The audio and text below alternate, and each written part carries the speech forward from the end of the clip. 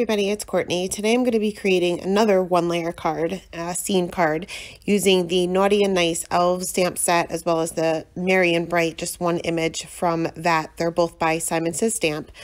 So I am going to start off with a piece of Nina Solar White 80-pound cardstock. This is cut down to 4 1/4 by 5 1/2. And I'm just taking my pencil and a T-square ruler to kind of map out my little room.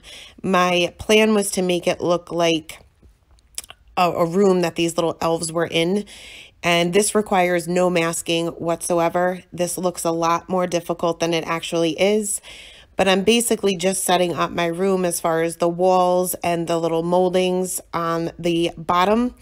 Now for this little slanted piece here, it would be the moldings itself would appear closer together the further back they get, so it will look a little bit crazy as far as these lines not being totally lined up, but once everything is colored, it will make a little bit more sense.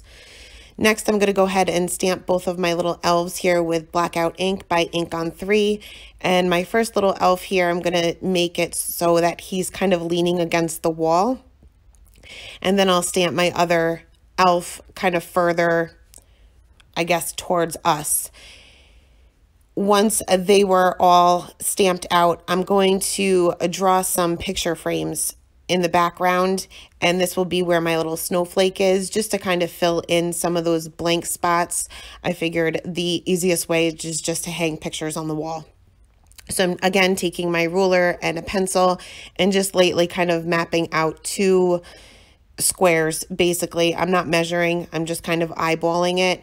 Once I have those down, I'll go ahead and stamp out my little snowflake there right in the center of my squares. And then once everything is kind of mapped out with my pencil, I'm going to go in with the EK Success journaling pen. This is a Copic safe pen, so you can use any Copic safe pen here, and kind of just go over the lines that we have already created, being sure not to go over my images. You can mask your images if you don't feel comfortable kind of going around them, but I didn't really have a problem, just kind of stop where those images begin. Once everything was outlined with my pen here, I'm going to create frames around my little pictures, and I'm just basically putting another line on the outside of the lines that we've already created. I'm not measuring, I'm just kind of eyeballing it, making sure that they're about equal distance apart. And then I'm just going to draw a diagonal line attaching each of those corners to make it look kind of like a frame. Once that was all done, we'll move on to the Copic coloring. You can certainly do some ink blending with this. You will want to make sure that all of your pencil lines are erased before you apply any ink, no matter what ink it is. So for my little floor, I'm going to be using some warm grays. I'm starting off with my lightest color and saturating the paper in my darkest areas, and then going in with my W5, which is going to be the darkest color. And my darkest areas here are going to be off to the right and creating shadows underneath my little characters here. I also added just a little bit of shading underneath where the floor meets the wall. Next, I'll move on to the W3, and I'm just going to extend these areas out a little bit further. Over towards the left, I'm just extending my flicks out, and the shadows, I'll just darken or spread those out a little bit further than what we had already put down. And then finally going back in with my W1, and I'm going to fill in the entire area here. Now you want to make sure that your marker is nice and inked up. I actually refilled mine before I started this. You want to keep twisting and turning as you go along, because the nib will dry out even though there's ink within the marker. So you may have to go over certain areas more than once just to kind of get a smoother blend if you're getting those streaky lines. Now for the wall, we're going to basically do the same thing, only I'm going to move on to my cool gray markers. Again, starting off with my lightest color, which will be the C1, and just saturating my paper where the darkest areas will be and kind of mapping out my shadows. My shadows are going to be on to the left of this little elf that's leaning against the wall, and to the left and underneath each of one of these picture frames. Next, I'll move on to the C5 and basically go over those same areas. Now, when you do your flicks on this one wall that looks like it's kind of slanted, you want to also make sure that your flicks are going in that direction as well. For the shadows, I'm just basically doing a line outlining the images. Then we'll move on to the C3, extend those flicks out even further and make those lines that we had created for the shadows just a little bit thicker, kind of going right over that C5 that we had put down initially. And then finally going back in with my C1, extending those flicks out even further and covering up the entire area. Again, you may have to go over the certain areas more than once just to kind of make sure that you don't get those streaky lines. Next, we'll move on to the little moldings that we had created, and I want to make these kind of look like wood grain here. So I'm going over the entire thing with my lightest color, and this is mainly just to saturate the paper to make my blending a little bit easier in the end. Then I'll go in with my darkest color, which is the E37, just creating a shadow to the left of this little elf and in the corner and above the little cookie jar. And I'm just doing little squiggly lines with my marker, barely touching the paper, it's kind of skipping. Then I'll go in with the E33 and just extend those shadows out a little bit further, and then finally going back in with my E31 and covering up that entire area. Again, this will kind of tone down those little lines that we had put down, but you'll still have that texture. Going to keep these same markers out to color in my frames of my little pictures on the wall here, and I'm just putting my shading in all 4 of the corners with my darkest color, extend that out with the mid-tone, and then going back in with the lightest color. I'm not doing any kind of wood grain here. These are teeny tiny areas. This will just give it a little bit of interest and kind of make it look a little shiny. Now, in case you can't tell, I have this sped up by quite a bit. I think the coloring on this card took me about an hour, if not a little bit more, so I do have this sped up by quite a bit. I'm going to keep these same markers out and do this little bench that this one little elf is wrapping the present on. And I'm just going to be putting my shading here on either side of the little bench and on the legs of the bench underneath where they're laying underneath the bench part of it itself and off to the left. And on the top part where the present actually is, that's pretty much going to be dark because that's going to create a shadow. And I'm varying the lengths of my little flicks here just to kind of give this some texture. There are lines within the image that kind of shows you where these should be. So you can kind of just go over those lines or create your own or do a little bit of both. Now for this one, I ended up bringing in another color here just for my highlight. I brought in the E30 for my lightest color instead of the E31. Next, we'll move on to the skin tones of both of these elves, and I colored them both the same way, starting off with my lightest color, mapping out my darkest areas, which will be pretty much underneath where their hair is laying over their face. They have little puffy cheeks, so I'm adding a little bit of shadow above those little puffy lines that are within the image. Like I said, let those images guide you as far as where your shadows should be. Pay attention to where those lines are, especially in intricate images like this. They pretty much tell you where all of these areas should be dark and should be light. Going in with my darkest color, going over those same areas that we had mapped out, blending that out with the E11, then I'll move on to the E00, and then finally back to my E50 to blend the rest of that out. I did use my R20 marker just to add a little bit of color to their little puffy cheeks, especially this little guy that is sitting eating all the cookies. He's got even puffier cheeks. And then went back in with my E50 just to blend those little pink cheeks out a little bit more.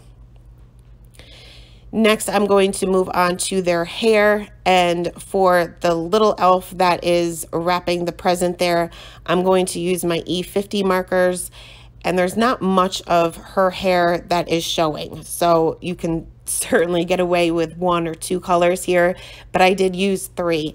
Whenever I color hair, I do start off with my darkest color first, and I'm just adding a little bit of shading underneath her little hat and on the base of her little bangs there that are hanging over her face. That is the E59. Extending those flicks out a little bit further with the E57, and then finally just filling in that highlight area with the E55. For this little guy that's eating all the cookies, I'm going to make him a little redhead, and starting off again with my darkest color, which is the E09, putting that shading underneath the hat and on the base of the bangs, and his little curl there that he's got in the middle, I'm just putting a little bit on the top and on the bottom because it's kind of curled and sticking out a little bit. The highlight would be on that curl itself. Blending that out with my two midtones, and then finally going in with my lightest color and just adding that highlight area. Next, we'll move on to the greens, and I really only used 3 different color combinations here. So we're going to start with the green. I'll start with this little elf's hat here, and being my light source is to the right, the left would be the darkest. However, it is still a round object. So I am adding shading on both sides, but I'm only adding my darkest color to the left. So it will still appear round and you'll still be able to tell where the light source is.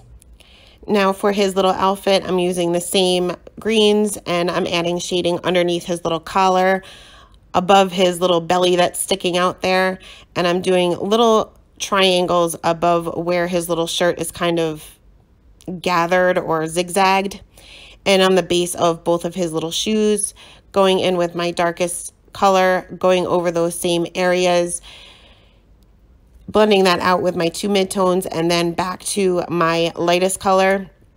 And I did color her little outfit the same way. I'm not going to show you that. I'll skip over that. There are certain parts that I had to skip over just to kind of keep this video a little bit manageable. But I will show you her little hat because it is shaped a little bit different than his. So the shading for her hat, again, I'm going to go in with my lightest color, mapping out those darkest areas first. But this would be off to the left on the bottom where it's kind of flaring out a little bit, I guess, and above the little zigzagged portion of the bottom part of her hat.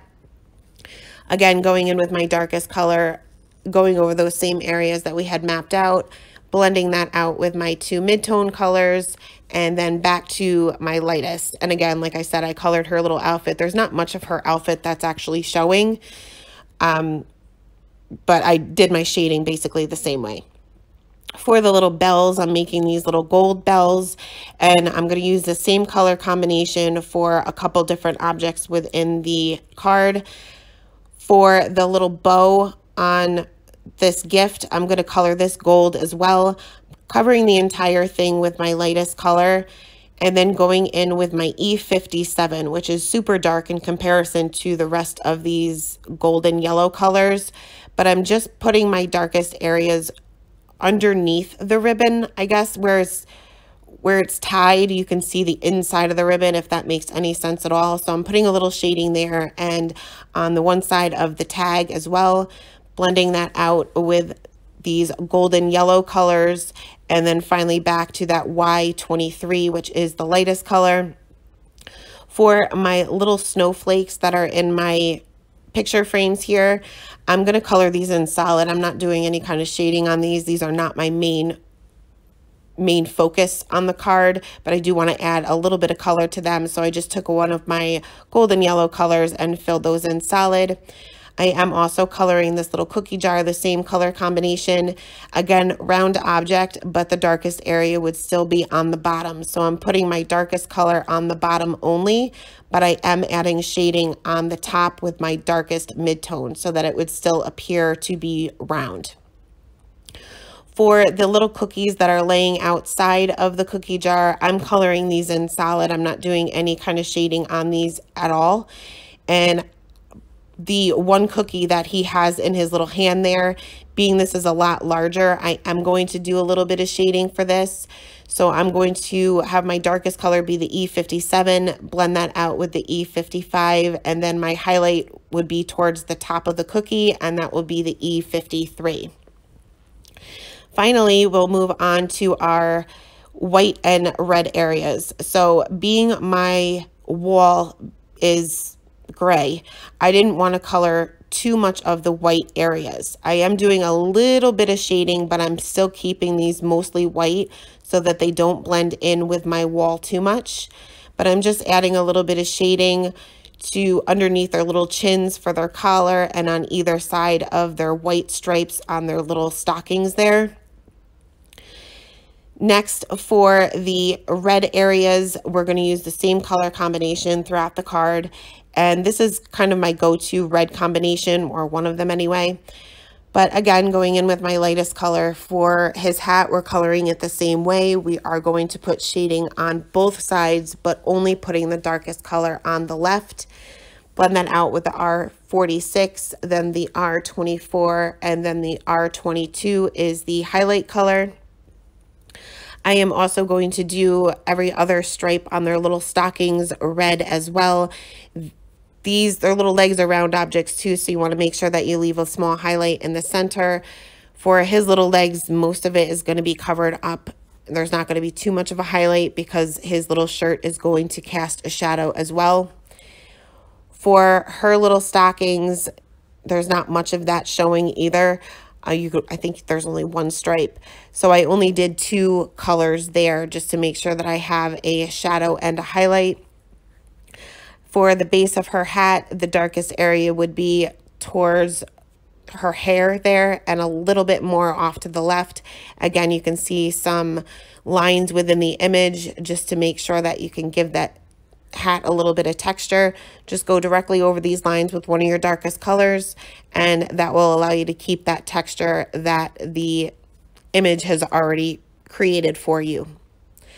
I am also going to color the present itself red, and for this, the darkest areas would be underneath the lid of the box and underneath where the little tag is kind of hanging down. I'm going directly over the little polka dots that are on the gift wrap. I'll fill those back in with a white gel pen later. But again, using the same color combination and just creating shadows with both my darkest color as well as my darkest midtone. You don't have to put the darkest color in every dark area. You can do your shading or some of your shading with your darkest midtone as well. So again, I added a little bit of shading to that tag too because it was just too white. So I added my C3 and my C1, and I'll go in with my white gel pen just to fill in those little polka dots that we had colored directly over. I did add a little bit of color to their little tongues that are sticking out too, and a little bit of shading to his belt with my C7, C5, and C3, and the belt buckle itself I just colored in solid with one of those golden yellow colors. Now, once all of my coloring was complete, I did plan on using a sentiment, the Naughty and Nice sentiment, but I didn't leave myself enough room. So I ended up stamping the Happy Holidays with VersaFine Onyx Black ink there in the lower right-hand corner, and added a little bit of sparkle to anything I could think of, really. I didn't like all of the blank space to the left, so after I got done recording, I did trim my panel down just a little bit, especially off to the left, and adhered this to an A2 size card base. And that is it for today, guys. Thanks so much for stopping by, and have a great day. Bye.